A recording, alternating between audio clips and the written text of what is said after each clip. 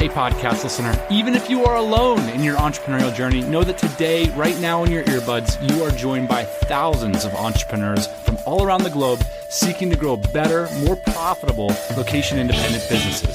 If you'd like to learn more about what we do and download our entire back catalog, check out TropicalMBA.com. So, Ian, we're both on the come down from our annual event.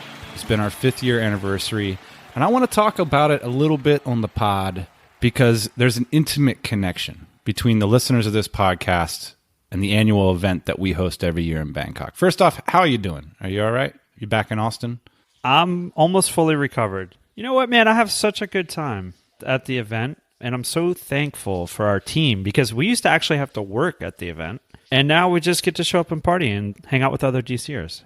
The team is over 20 people. That's something worth mentioning. And we had a list, a schedule every hour of what we should do, including when we should take some downtime, which was an incredible improvement. You guys could potentially take a nap at this time from 2 to 3. I'm looking at the schedule like a couple days before we started. I'm like, well, I'm going to be exhausted after these 5 days because this year we started on Wednesday. Yeah, it was full on. And before that, more or less, it was full on for the weeks beforehand. I mean, I arrived a week early doing stuff on the ground. So yeah, it's been good to have just a relaxing week off. And so in this show, we're going to reflect on some of the themes, some of the things that we learned at the event. And I got to just talk about the connection really quick between the pod and the event. Because right now, if you've only been listening to the show for a couple years, you might think, it's a show where Dan and Ian interview people about business. They share some tips, talk about building online businesses or whatever. So you could have, kind of like a so-so reaction to the podcast. What? I think that's fair. Sometimes we're on, sometimes we're not. But if you were to go back to like 2011, 2010, 2009, and listen to this podcast, there's only one of two reactions. The first one would be like, what the hell are these guys talking about? That's the first reaction. Okay, so that's most of the people. And then a very small percentage of the people who for some reason downloaded our pod would say something like, whoa, there's other people like me? What? And they would send us an email immediately. And so we got like 50 emails, we had 50 downloads. It became immediately clear that we all needed to meet each other because it was a very small community back then. And that's how this thing all got started. And if you put yourself back in that room at the first event over 5 years ago now, I think we were all just looking to connect with each other like, this is amazing. Like, we don't have jobs. We're working online. It was like a secret club for people who figured out how to turn the internet into an ATM. But what's changed over the last 5 years is sometimes you meet the same people, sometimes it's new people that have joined the community. And it's like, whoa, these people are business leaders. I mean, that's really been the biggest change. Like, these are the businesses that entrepreneurs in general are trying to create, And so I think it's let's take a moment in this podcast just to reflect about how the community has been evolving and changing and how people have gone from quitting their jobs and traveling the world to creating established, successful businesses that are creating generational wealth for them and their families.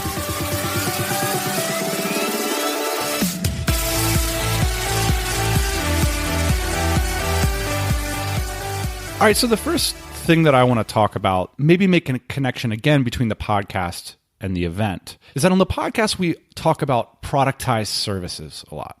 A productized service is a service business that is presented like a product. So instead of having a free consultation or a quotation period or an hourly or weekly rate for your services, instead you put a buy now button on that.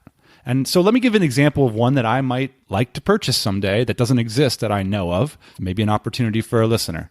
Wouldn't it be cool if, say, for $300 a month or $200 a month, you could buy a product that helped optimize and generate leads for your Instagram account? Ooh. That would be interesting because I now know so many e-commerce entrepreneurs, for example, that are generating the majority of their leads from Instagram. Now, I don't know how to do that. So wouldn't it be cool if I could buy a productized service that helps me do that? Now, the reason we talk about this stuff so much on the podcast is because you can start one of these businesses in a weekend. If you're listening to this and you're thinking, I'm one of those people that knows how to generate leads off of Instagram, well then boom, you're going to LeadPages.com and signing up for their service and putting up a product landing page away from starting a business this weekend. Another example, sponsors of this year's event, Bean Ninjas, Meryl and Ben, they have a product where if you're on Xero, they will do your bookkeeping for you. And I think in the past, these types of businesses were generally targeted at local businesses. Zip codes. Exactly.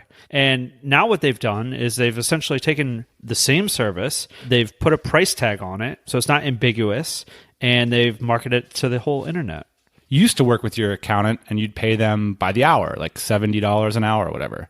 But instead you can go to the Bean Ninjas and say, all right, for $200 a month, or I don't know their pricing for different levels, but that's the whole point, is that it's not this sliding scale. It's like, this is what you pay and this is what you get. And that's a productized service. So part of the reason I wanted to bring it up is that we present this on the show as businesses that you can get started fast. But what I saw at the event was a lot of mature businesses and a lot of mature entrepreneurs having tons of success with productized service. One of the guests we're going to have in the next few weeks is Tristan King from Black Belt Commerce. This business has been around for years. It used to be called Shopify Ninjas, and it's a really meaningful business. The reason I wanted to bring up some of these examples, Ian, is that I think sometimes people that have a lot of entrepreneurial experience, they might pass on a productized service idea thinking, oh, it'll have scale problems, it'll have HR problems, or cash flow problems. And those things are all true. I don't want to sugarcoat how difficult it is to run a business. But I want to say that one of my observations was that even experienced entrepreneurs are really latching onto this idea that, hey,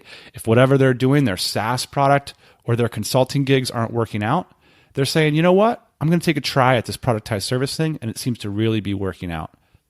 One final thing I want to say before we get to our second point is that the world of people thinking about these ideas and executing on them is very small. So if we loop back to my Instagram example, it's not a big world of people that are positioned to take advantage of an opportunity like that. Much like if you were a podcast listener to this show back in 2009, it's just a small handful of people. Fast forward half a decade, and even though the opportunities are expanding, if you're sitting there in your chair and thinking, whoa, I could actually do something like that, the truth is you actually could. There's so many great opportunities that are mentioned on this show and other shows and online and in blog posts on Twitter and Facebook, and people just read them and act like, well, that's just not an opportunity for me. Just the other day, somebody took one of my ideas from the show that I gave away, and they didn't give me credit. All I'm asking is that you name it Ian. That is what the product needs to be called. Just call it Ian. GetIan.com. I know there's going to be a lot of products called Ian, but that's what we're going with. You got a heart of gold. The other theme at the conference, and again, Dan, this is just us saying like, we were right. Distributed teams. All right, so this is our second point. I want to hang our hat on this one. Yeah. Point number 2. So you're noticing distributed teams. This is a buzz term. What does it mean, though? Get me down to the core of it. Distributed teams basically means that your team is worldwide. So not everybody is sitting together in an office in Chicago. You might have a couple people in Chicago, but in general, your team is distributed. Another one of our sponsors this year, AMZ Tracker, I think they are doing a great job at this. They've actually got a little bit of a different idea, one that I hadn't thought about before, so you can't name it Ian. They are actually moving their headquarters from city to city and incentivizing team members to travel along with them. So it's kind of like a distributed team, I guess, but it's also kind of like a traveling circus, if you will. It's like a swarm of bees or something. Like people are like orbiting in different levels of gravity. So the slowest orbiters might just come to the annual or biannual retreat. Right? So they'll orbit around to like meet the team twice a year, once a year. And then you've got the core people who are actually following the company headquarters, whether that's from places like Bangkok, Saigon, Medellin, who knows where it's going to be next, but you get a little bit of a pay raise if you're willing to be co-located with the core of the team, and you might get access to some better projects or whatever. But I think it's fascinating because, again, you go back to 2009, 2010, we're starting to run some of these experiments like, hey, come be an apprentice, live as an expat across the world or work from home. And these kinds of things, I think, may have been looked down a little bit by the business establishment. Certainly some of our listeners say like, look, that's not how you grow a real business. And then you look at someone like AMC Tracker and you say, well, there you go. if that ain't a real business, then I don't know what you think a real business is. And part of it, Dan, I think it's just like bucking the trend of what has worked and what has happened in the past.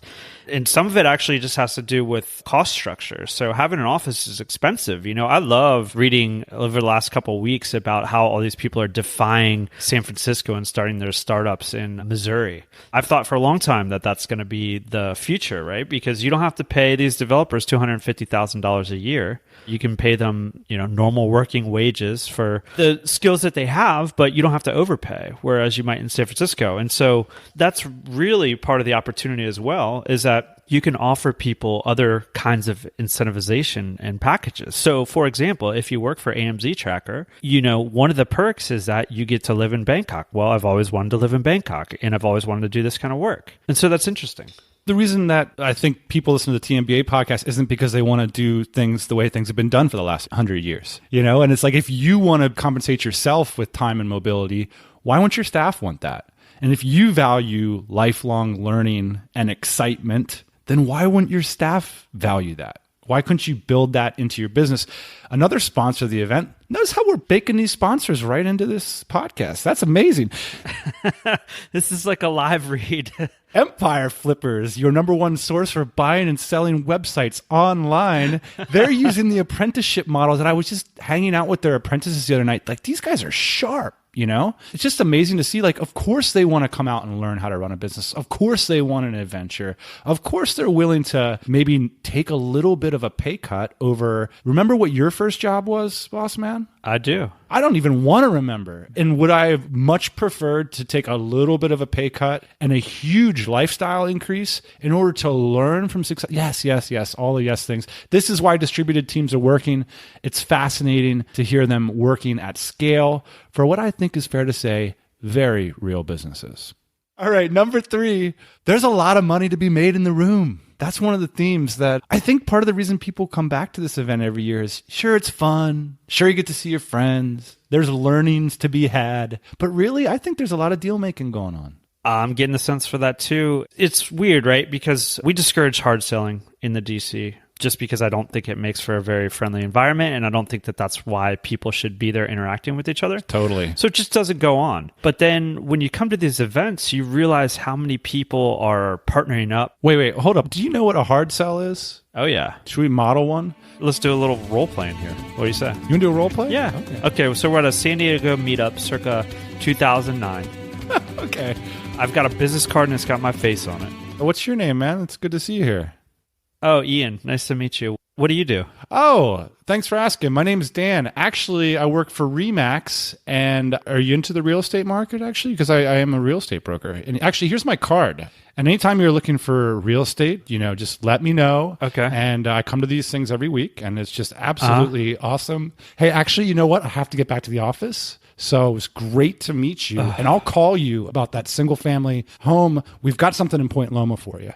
For something for you. Perfect. That's exactly how it happens. You don't want that. You're not flying the whole way to Bangkok to hear that. That's right. And so in the DC, it just doesn't go on because it's not cool.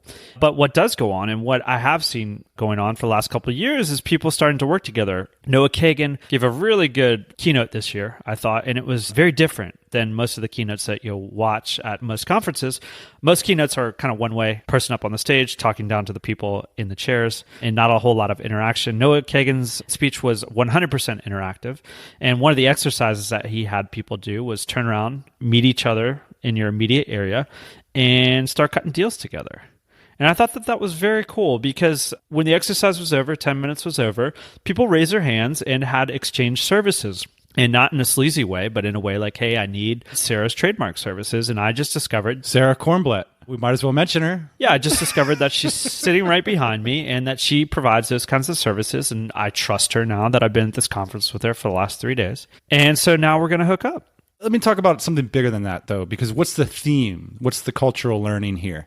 I think back in the day when all this started, the idea that you could make a meaningful multi-million-dollar business with a distributed team that generates generational wealth for you and your family by selling into this community would have been crazy talk, right? Because you say, it's not mature enough, it's not a big enough market, there's not enough money there. And so it was a bunch of people talking about selling outside of this world. So me and you, Ian, we were like, hey, we're selling to valet parking people and hotel people. And that was really a lot of what it was early on, was the small crew that had figured out the internet or whatever and was selling services and products outbound. Fast forward 6 years, and the community has matured so much that if you look at our sponsors, and this makes sense, like all of them are building meaningful businesses by serving the community itself, right? Even Noah's business, right? Noah Kagan. AppSumo, you look at 1040 Abroad, Olivier's accounting services, you look at Empire Flippers, you look at AMZ Tracker, and you look at the Bean Ninjas. These are businesses that are employing people. So I've worked in all the sponsor mentions. Good job again. I wanted to mention all the sponsors because I think it's so cool that DC businesses, like a lot of these businesses were started in the DC and they were cultivated in the DC and now they're sponsoring the event. Yeah, and I just want to say that about MailChimp because... Why the hell didn't MailChimp want to sponsor? That's what I want to know. Well, here's the reason why. It's very simple. Number one, we didn't reach out to them. But number two, here's what I want to say about sponsors, is that this year was our first year having sponsors at an event. And this is just kind of like a quick tip for people that are throwing events. I didn't ever think that we were going to be able to have sponsors because I thought it would be basically non sequitur, right? Like, so you have MailChimp and everybody kind of like looks up at the poster and they're like, hey, yeah, MailChimp, cool. Heard of them before, like 7 touches, right? This must be part of their ways to get me as a customer. And they've got a $250,000 budget to do that. And they're dropping a couple dollars at this conference just so they can be seen. And so I always kind of thought that was weird, right? Because it wasn't super relevant to our audience and the people that were at the conference. And I thought it wasn't super relevant to MailChimp. So this year, what we did was we asked our attendees who would like to sponsor the event. And lo and behold, a couple people came forward. And you're exactly right. It makes sense at this conference, and I think at small conferences, because everybody knows these companies and everybody may or may not already be working with them, but it gives them a chance to interact with them even further. So these sponsors, they set up booths at the event for a couple hours a day, and they got an opportunity to interact with current and hopefully new clients. They serve as examples of what you can do inside the community. Look at Bean Ninjas coming onto this podcast, launching a productized services. Look at the Empire Flippers. I'm almost positive their first customers came out of the DC. Certainly they started their podcast because we invited them on ours. They were cultivated and they built a reputation inside of this community. Look at AMZ Tracker hiring tons of referrals from their staff is built from referrals from DCers. And so I think that these businesses kind of popped up in our midst. And so they also serve as examples of what you can do if you stick around in the community, if you get to know people and you build your reputation and knowledge over years. If you want to sponsor the conference next year, just email Boss Man. I'm sure he'd be very interested. We got a couple booth slots available. I got a corner slot available, and I got the one right next to the bathroom. That's really a nice one. All right, number 4 point. Let's talk about our favorite bit of feedback. Just really briefly, I just want to mention something that stuck out at me. This event, both from the eye test and from the survey, I think was the most successful event we've ever thrown in terms of customer satisfaction or level of experience. Do you agree with that? Does that fit your eye test? I would for me, yeah, because I had a schedule and I had nap time planned in. For me, it was an amazing event. But, you know, for some people, you know, we're about to go on here for the next 10 minutes about how awesome we are and how awesome the event is. But if you didn't have a great time, I would like to hear about it. Just one piece of feedback jumped out at me, which I thought was fascinating, and I want to read it to you. We asked the attendees if 250 entrepreneurs was the right size for the event. And the feedback was, can you guess? Drum roll. The feedback was, yeah, but maybe a little smaller, like 200 people, 220 people. And I thought that was fascinating because I really expected people to be like, you know what you should do? You should create like an elite event. You have to have like $1 million and it's for 50 people. Or I didn't expect people to more or less say, you're more or less there. I myself thought, like, isn't an event better if there's only 100 people? Or what about going on one of those retreats where there's like 20 people and everybody's, you know, made millions of dollars and set up a charity? Well, we've done all of those, right? We've had a 20-person event. When the DC was younger, we had a 100-person event, and now we've had 250 plus. So what should we be doing in the future? Well, my takeaway from this is that the key value of this event is the level of optionality, being in a room with like minds that are very diverse. It's not like 50 people that run SaaS businesses talking about growth hacking, right? It's like there's 50 SaaS people, but there's also like 50 service people. And then there's also like 10 lawyers. And so when you bounce into those people, I think what happens is deals. And I think the reason people keep coming back and the reason that this conference is unique is that I think you can come and you can cut deals. It's not like Vegas. You don't always lose your money. You could come and be 10x up. And I think a lot of people were. It's also a lot of fun, and you get to see old friends and meet some new ones. So our fifth point is our final notes on the event. People still love masterminds. So Friday at the event is mastermind day. You sit around the table with 6 to 7 people. You share your most intimate business problems, and people crush your dreams. People crush your dreams. It's like going to the dentist, you know? You don't want to do it, but you should go. You're going to feel good about yourself when you're done. I don't know why every year I'm so surprised that people continue to love the mastermind so much. Like 7 out of 10 attendees pay extra and come early to do the mastermind. To work. I mean, it is a lot of work. You sit there and you listen to 7 other people's businesses and you give them critical feedback, and then they give you critical feedback on your business. And I see people on the elevator leaving that mastermind and they just look crushed. Some of them are crying. And sometimes there's that one person at your table that sucks too.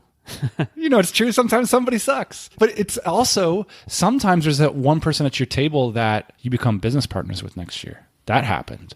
Or another thing that I hear a lot is I took that feedback that I got at the mastermind last year and it totally changed my business, and here I am this year. There's a level of understanding that you get from people when you have a structured conversation that's meant to be difficult as opposed to just kind of egging each other on or having a few cocktails. And in fact, we're working that into next year. A lot of innovations coming next year. We're going to change things around a lot because we want to keep it fresh and exciting. You know, we had over 40 meetups this year. Everything from like Bitcoin, like I hosted one on membership sites, you hosted one on investing. And what we're trying to do is create more structured conversations during those meetups as opposed to, hey, you know, just have cocktails with the other people that are interested in the stuff that you're interested in. Now, there's certainly a place for that and plenty of that, but I think the innovation for us can circle around these smaller, relevant groups where you might be putting people in groups. Here's an idea. You might be putting people in groups that they don't even know why they're in the group until they get there. So they're not coming in with an agenda. They're just coming in with a particular background that's relevant to the other people there. Mind blown, bro. Mind blown.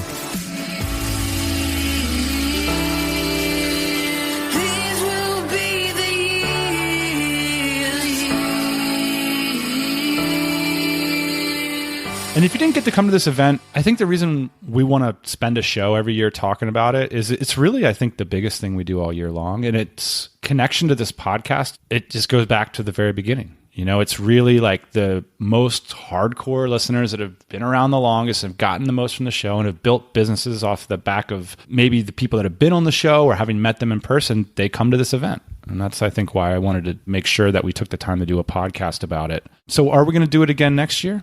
We're definitely going to do it again next year. But like you said, I think a couple things are going to be changed just because we like to change things. That's why. I think one of our team members, Derek, said it best. I put this question to the team after the event, and I was like, you know, people more or less know the numbers that we're pulling in. You can do the napkin math. It's good, but it's not for all the time that we put into it. You know, I shut down shop like 3 months before the event. I come to town like weeks early. We have 20 staff members for this event. It's a lot. And I'm positive we could make more money. That's not the reason we're doing this. That's what I'm getting at. But what Derek said, and he understands all this, and he said the reason he wants to come back next year is the magic. He called it magic, and that resonated with me because I felt that. There's something magical when people get in the right room for the right reasons under the right circumstances. It's a very hard thing to capture, and I felt like we did a pretty good job of it this year. Now, I got a list of 100 things that I want to improve, but I still think that he's right. And there's that challenge that makes me want to run it back next year. But if we just did the same thing next year, we wouldn't have that magic, you know? The team wouldn't be as inspired.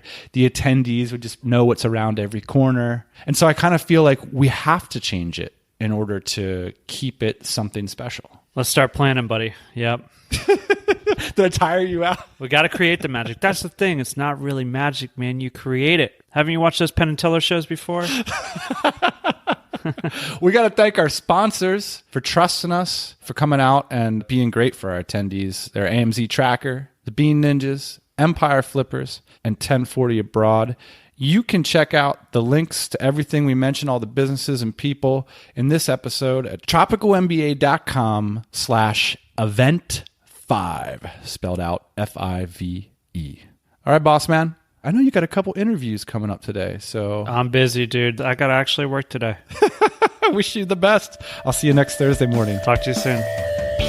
Hey, thanks for listening to the Tropical MBA podcast. You can go to TropicalMBA.com, get access to hundreds of back episodes and all kinds of other goodies. Load up your iPod. That is the cheapest way to fly business class on your next international flight. We will see you next Thursday morning, 8 a.m. Eastern Standard Time.